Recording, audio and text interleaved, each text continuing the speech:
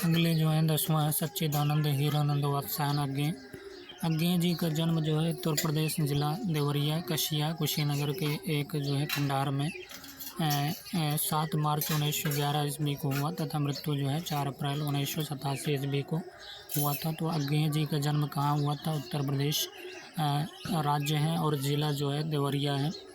कसिया कुशीनगर के एक खंडार में जो है 7 मार्च 1911 ईस्वी को हुआ तथा मृत्यु जो है 4 अप्रैल 1987 ईस्वी को हुआ। इनके पिता जो है हीरानंद शास्त्री और माता जो है बंती देवी थी। इनके पिता का नाम हीरानंद शास्त्री और माता जो है बंती देवी थी। और अज्ञेय जो है 8 भाई और 2 बहनों में तीसरे स्थान पर थे। अज्ञेय के 8 भाई थे और 2 बहनों में जो है ये तीसरे स्थान पर थे अज्ञेय। तो अज्ञेय जो है 8 भाई और 2 बहनों में जो है तीसरे स्थान पर थे। परिवार के लोग जो है इन्हें सच्चा कहकर पुकारते थे। परिवार के लोग क्या कहते थे? इन्हें सच्चा कहकर जो है पुकारते थे। और अज्ञेय जो हैं 8 भाई थे इनके और 2 बहनों में तीसरे स्थान पर थे।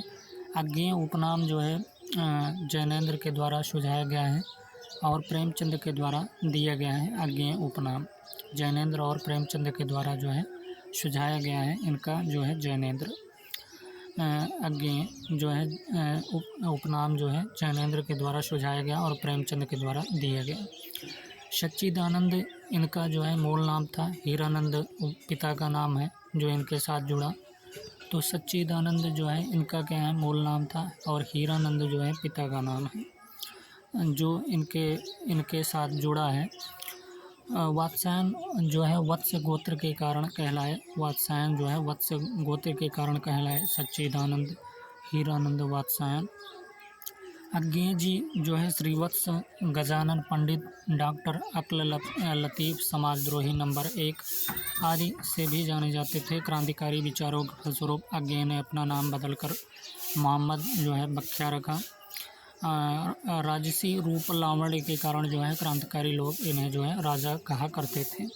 राजसी रूप लावण्य के कारण इनको क्रांतिकारी लोग इन्हें क्या कहा करते थे? राजा कहा करते थे। और कुट्टी चातन उपनाम से उन्होंने शबरंग नामक निबंध लिखा।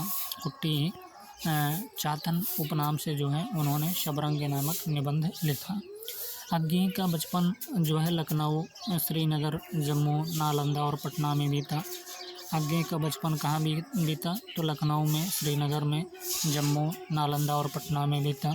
सन 1911 से 1915 तक जो है लखनऊ, 1915 से 1919 तक श्रीनगर जम्मू तथा 1919 से 1925 तक जो है नालंदा और पटना में रहे।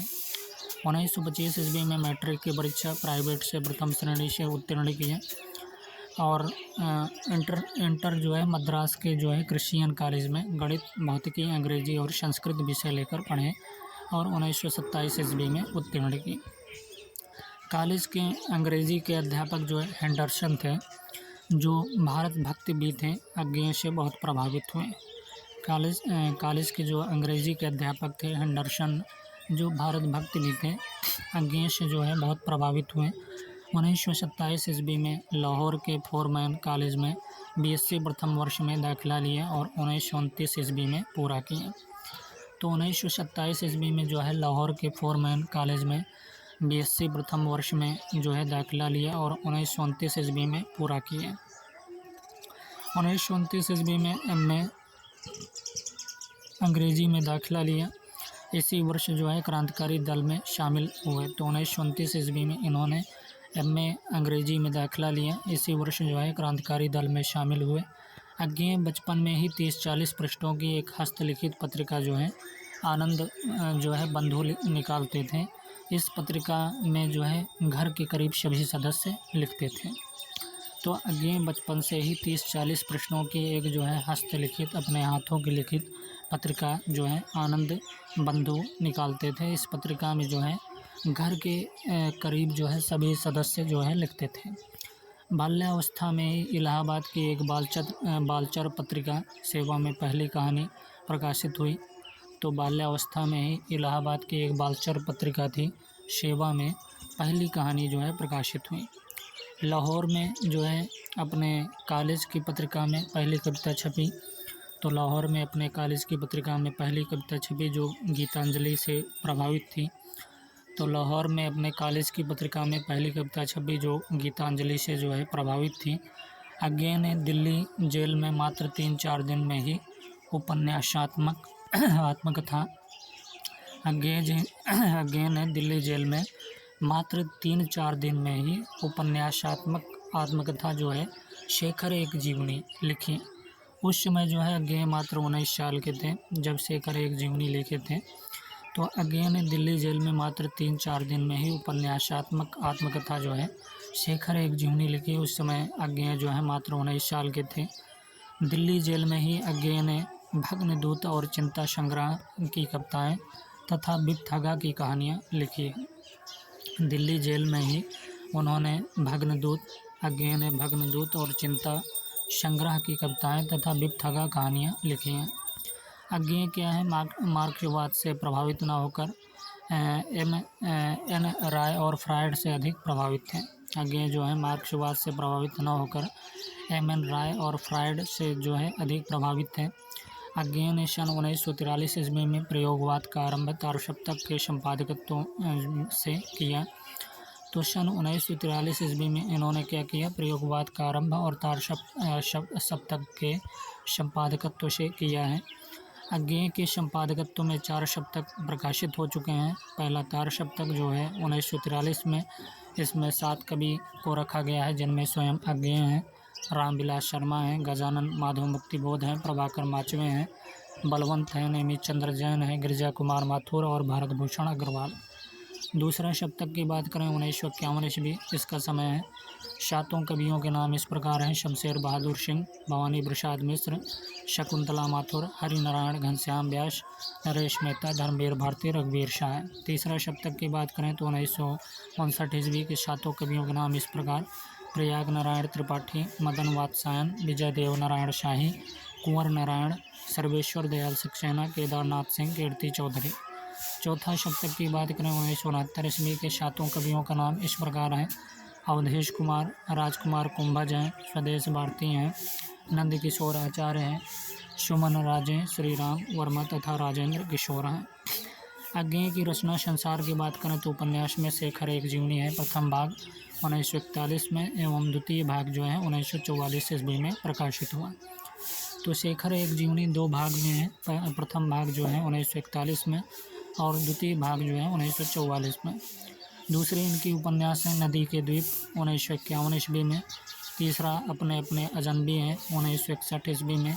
काव्य की बात करें तो भग्नदूत 1933, चिंता है 1942, इत्तेलम है 1946, हरी घास पर क्षण भर है 1949, बावरा अहेरी है 1954 में, इंद्रधनुष रौंदे हुए ये 1957 ईस्वी, अरि ओ करुणा प्रभा में 1959 ईस्वी, आंगन के पार द्वार 1961 ईस्वी, पूर्वा है 1965 ईस्वी, इत्तेलम और हरी घास पर क्षण भर का संग्रहित रूप, सुनहले सहवाल हैं 1965 ईस्वी, कितनी नाव में कितनी बार 1967 ईस्वी, क्योंकि मैं उसे जानता हूँ 1969 ईस्वी, सागर मुद्रा है 1970 ईस्वी, पहले मैं सन्नाटा बुनता हूँ 1973 ईस्वी, महावृक्ष के नीचे 1977 ईस्वी, नदी की बांध पर छाया 1981 ईस्वी, ऐसा कोई घर आपने देखा है 1986 ईस्वी।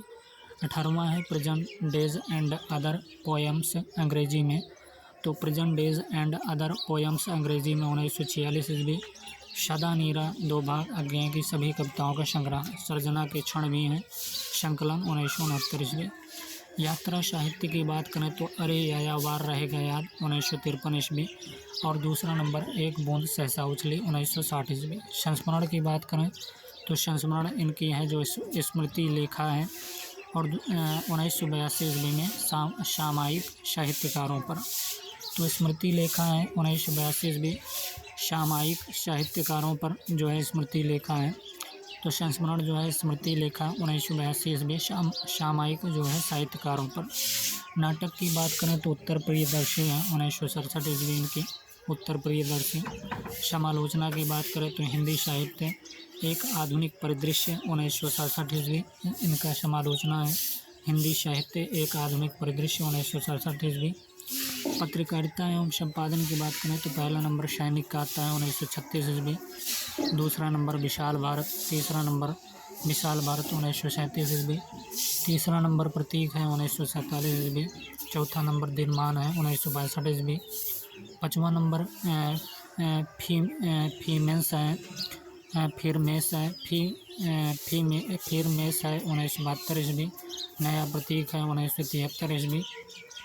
तो ये जो है पत्रकारिता है, इनके पत्र हैं एवं संपादन है। सैनिक 1936, विशाल भारत प्रतीक है, उसके बाद दिनमान है और फिर मेष है, नया प्रतीक है।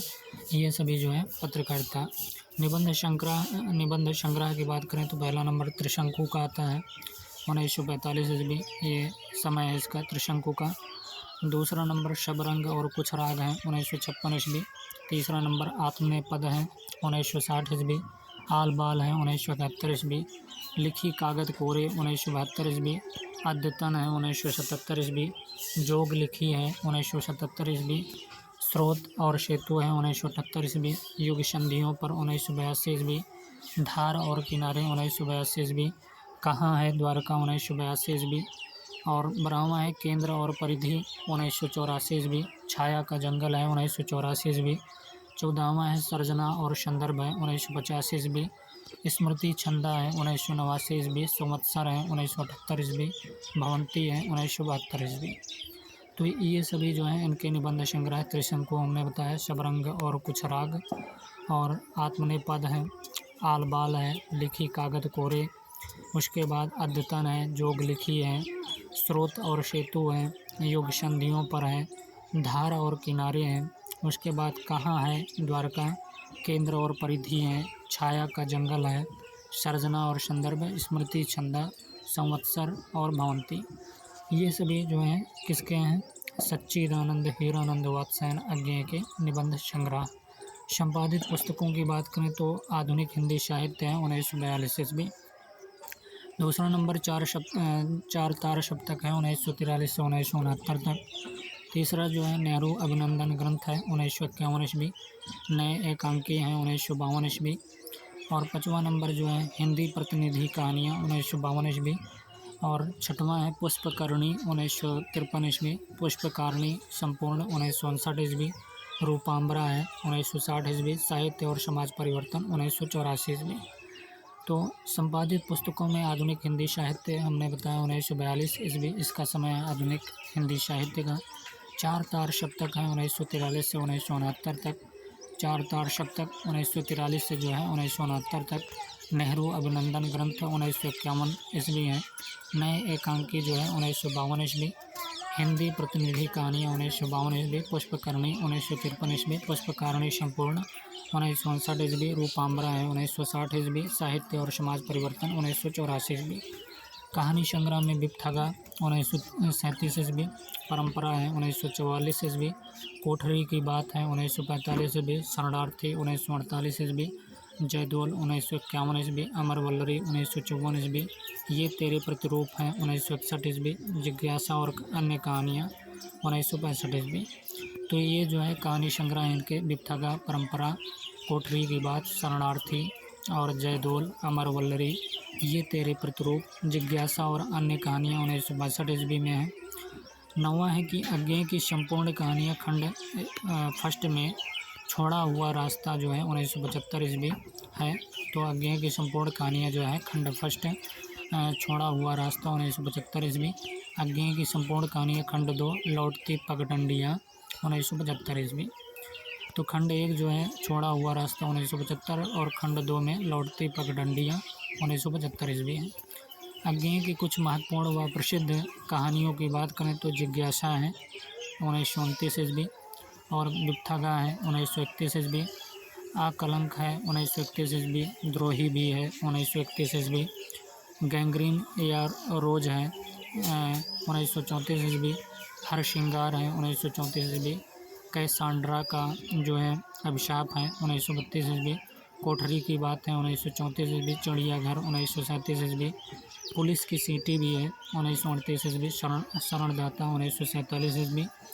और जयदोल है 1950 ईस्वी। पठार का धीरज है तो पठार का धीरज जो है 1950 ईस्वी, सांप 1950, खितीन बाबू है 1952 और हजामत का जो है साबुन है 1959 ईस्वी। तो जिज्ञासा हमने बताया, विपथगा आकलंक बताया, द्रोही बताया, गैंग्रीन यारोज बताया, हरश्रृंगार बताया, कैसांड्रा का जो है अभिशाप बताया, कोठरी की बात चिड़ियाघर, उसके बाद जो है पुलिस की सीटी शरणदाता, जयदोल, उसके बाद पठार का धीरज, सांप, खितीन बाबू और हजामत का जो है साबुन हजामत का साबुन है। अज्ञे ने कुल जो है 67 कहानियों की रचना की। पहली कहानी जो है जिज्ञासा है, जिसे 1929 ईस्वी में लिखा गया।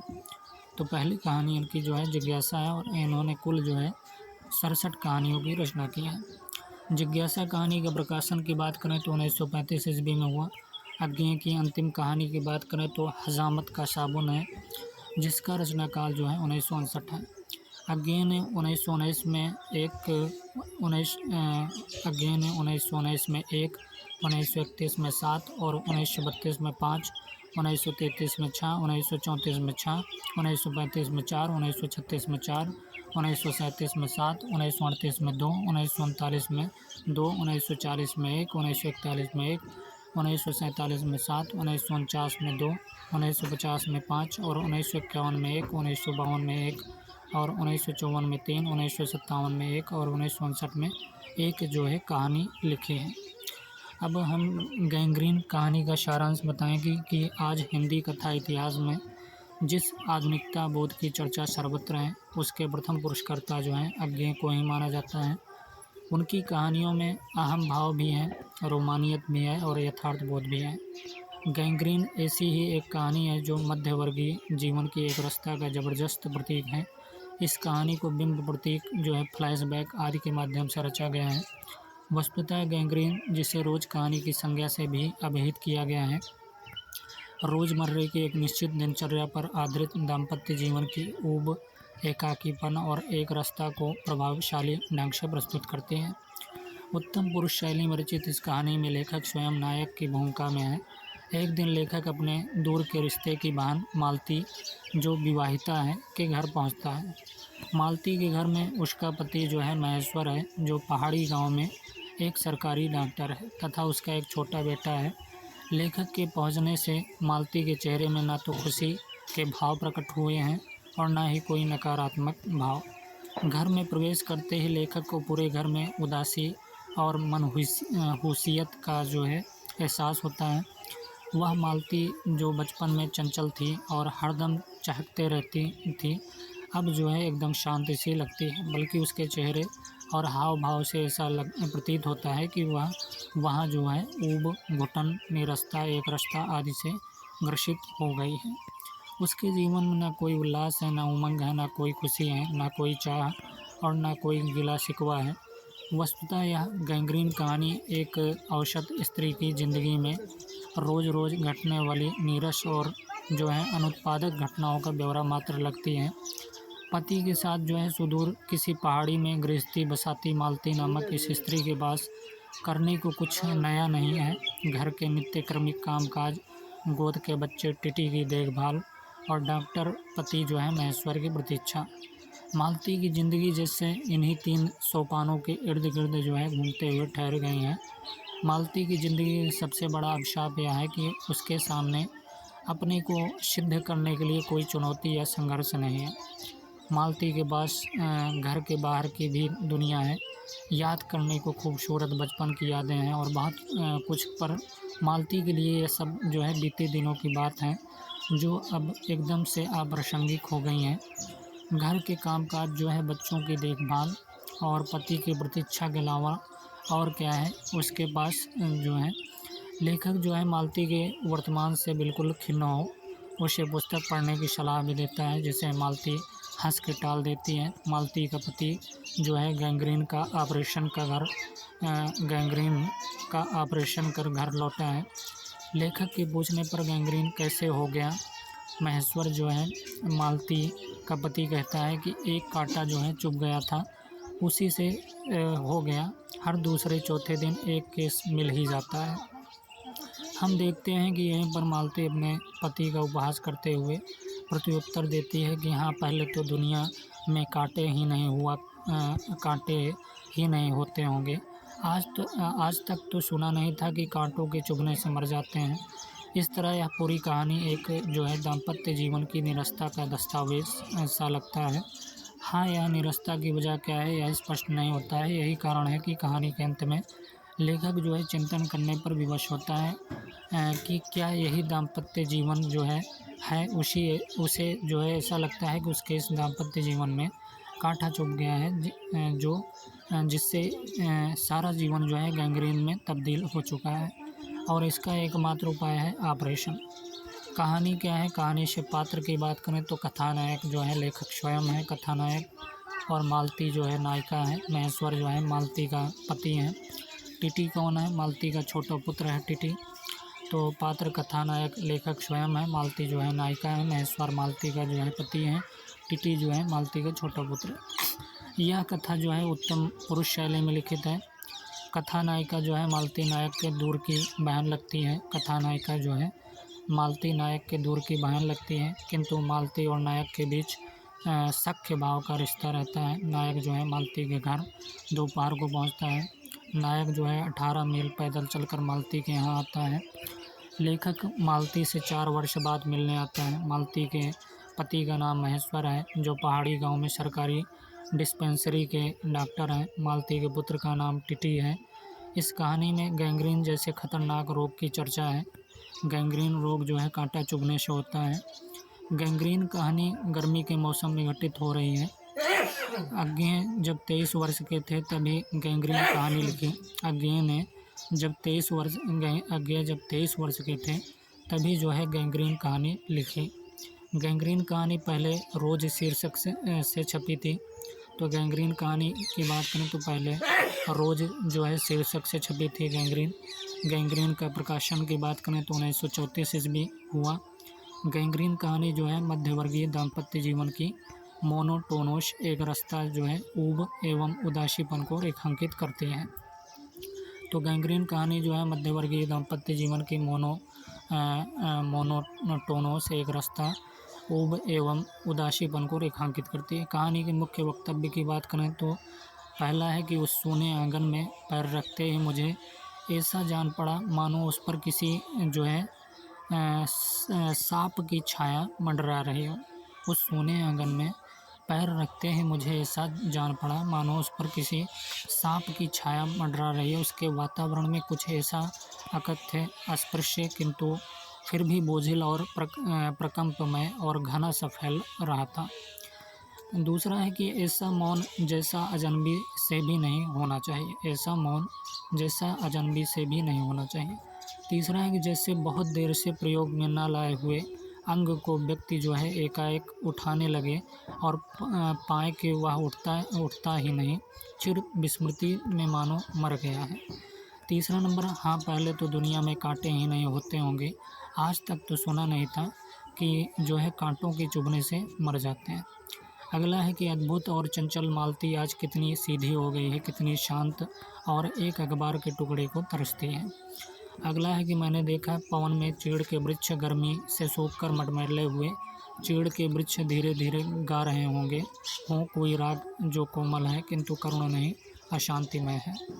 अगला है कि मैंने देखा प्रकाश से धुंधले नीले आकाश के तट पर जो चमगादड़ नीरों उड़ान से चक्कर काट रहे हैं वे भी सुंदर दिखते हैं। मैंने देखा प्रकाश से धुंधले नीले आकाश के तट पर जो चमगादड़ नीरों उड़ान से चक्कर काट रहे हैं वे भी सुंदर जो है दिखते हैं।